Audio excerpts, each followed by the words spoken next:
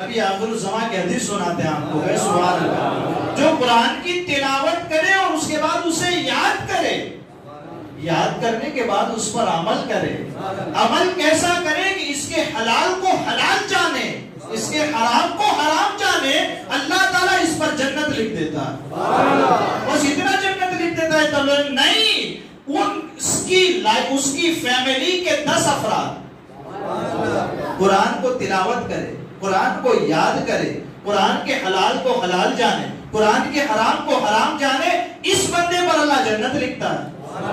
اچھا اسی اکیلے پر جنت لکھتا ہے؟ نہیں، تو پھر کس پہ لکھتا؟ اس کی فیملی کے، اس کے رشتہ دار، اس کے گھر والوں میں 10 وہ لوگ جن پہ جہنم واجب ہو چکی۔ کیا ہوا؟ جن پہ جہنم واجب ہو چکی، اللہ انہیں نکال کر اس کے قرآن یاد کر